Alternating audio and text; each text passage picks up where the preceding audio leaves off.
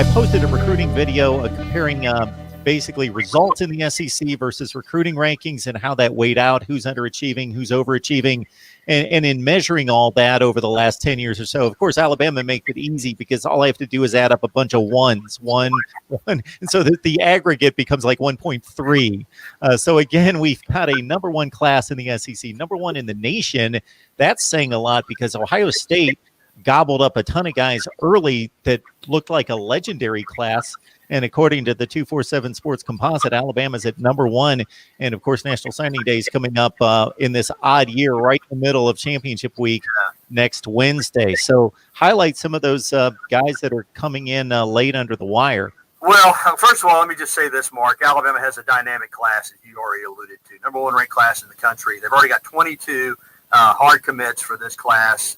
Some of the best players in the country at their position. J.C. Latham, the offensive tackle. Both of the Brockermeyers, offensive linemen out of Texas. Dallas Turner, defensive end from St. Thomas Aquinas down in Fort Lauderdale. Damon Payne, the interior defensive lineman from Bellevue, Michigan. Kool-Aid McKinstry, the superb athlete from Pinson Valley here in Alabama. I'm just rattling some guys off that are just incredible athletes. Christian Leary, the wide receiver out of Florida that is tough. A physical kid, even though he's only 5'9", he reminds some people of a Waddle in terms of his ability to make big plays. Jalen Milroe, the quarterback out of Tompkins High School in Katy, Texas. I mean, you just go on and on through these guys, and you're seeing highly touted recruits. Tim Keenan, an in-state interior defensive lineman, that's phenomenal. So they've got a great class already. But, yes, they want more, Mark, absolutely. That's the nature of Alabama. Xavier Worthy, the wide receiver from California, that's a longtime Michigan commitment and a dynamic player. I mean, you know, I'm no talent evaluator, I'm no coach, but I know a great player when I see one. I think we all do. You put on the videos of Xavier Worthy, and you're just watching him leave people in the dust. And he's a little bit. I hate to say this because it sounds obvious, but he's slender. He's about 165 pounds, about 6'1". Reminds some people a little bit of Devontae Smith because he's tall and slender, but he's a lot more physical than you would expect of somebody that size. And that's like Demetrius Smith. You know, Demetrius Smith is slender, but he's durable. He's tough. He can take a hit. And Xavier Worthy is a guy that right now, Mark, the feeling here in Tuscaloosa among the recruiting pundits is that he's going to flip to Alabama on National Signing Day from Michigan. Also, there are others that they are continuing to recruit. Xavier Sorey, a linebacker out of IMG Academy in Florida, has narrowed it down to Alabama, Georgia, and Florida. They're in there with him. There's some other guys that they've got offers out to that they may or may not be able to sign. One thing is numbers wise. You know, how many guys can they sign that are, you know, going to be able to fit into this class numbers wise? And that's just the reality of it. But Mason Smith is a big defensive tackle out of Louisiana that most people have assumed is going to go to LSU. But I'm telling you something, Alabama's in there. And you know how Alabama is. When they're involved, these other schools just hold their breath. Shamar Turner, a defensive end out of Texas. I still feel like that's probably going to be A&M in the end, but Alabama's in there. Tamisi Adelier, another defensive lineman out of Texas that Alabama's battling for. Brian Thomas, a wide receiver out of Louisiana. Terrion Arnold, a safety out of Florida. These are all guys that Alabama's still involved with. So numbers are an issue, but at the same time, you know the Nick Saban way of doing things. He seems to always find room for great football players. So I do expect them. They're at 22 right now. I think they might sign as many as 27, and they'll figure out a way to make the numbers work. Don't be surprised if they get 2 or 3 or 4 or 5 more commitments. And Gary, you know this as well as anyone. This is astonishing. I don't remember exactly what the numbers are, but in a case like Worthy, pulling him away from a school like Michigan, where he is going to be the number one wide receiver in the class, and he's going to be the number one wide receiver rated in terms of recruiting rankings on that roster, to pull him to Alabama, where he's going to be like the 5th or 6th rated wide receiver on the roster, is just ridiculous. Yeah, you know, not many other schools can do it. Mark, quite frankly. But Alabama has got the legitimacy with Saban. And then you see what you saw yesterday. Cam Sims, 5 catches for 92 yards for the Redskins against the Steelers, including a one-hander. He's a guy, Mark, that never really started here. You know, he was a 4th or 5th option.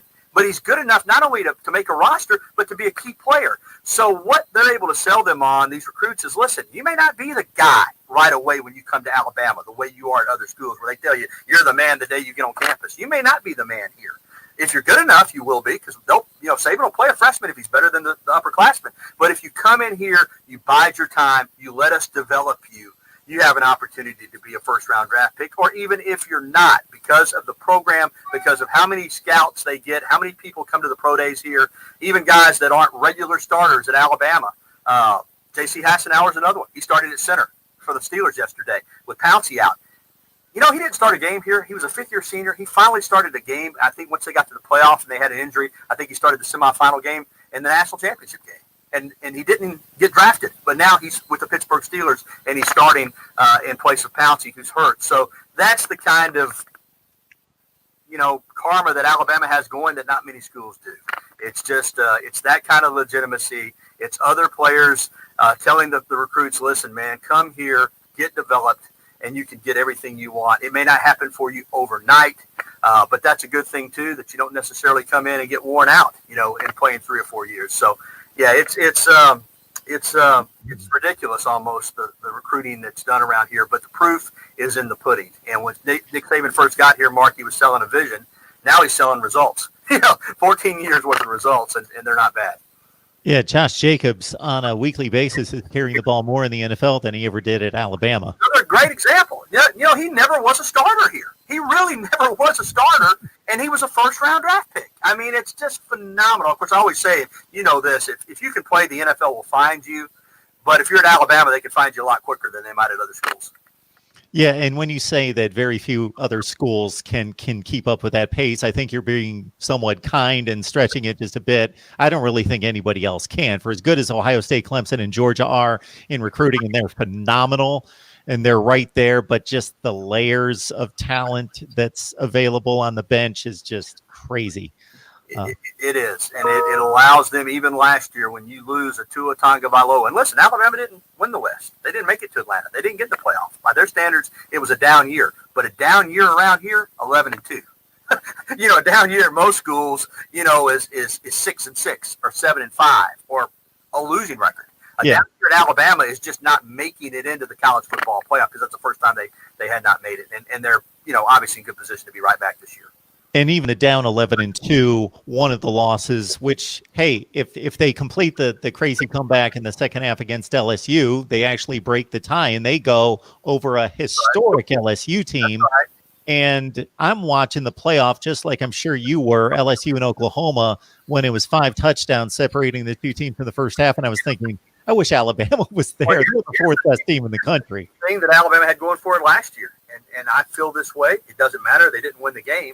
But I feel like had Alabama beaten Auburn, they would have gotten that 4th seed ahead of Oklahoma, and they'd had a rematch against LSU. Could LSU have beaten them again? Absolutely. They were that good. At the same time, could Alabama have beaten LSU? I think they would have had a much better shot than anybody else. Yeah. Good stuff with Gary Harris. Just a wealth of experience and insight, obviously, on Alabama football. Gary, we appreciate you making the time for us. We know between games and conference championship coming up, and, of course, all this recruiting, you've got all sorts of stuff on your plate, so we thank you so much. Well, it's always a pleasure to be with the voice of college football, brother. I tell you that. You do a great job, and I appreciate you having me on.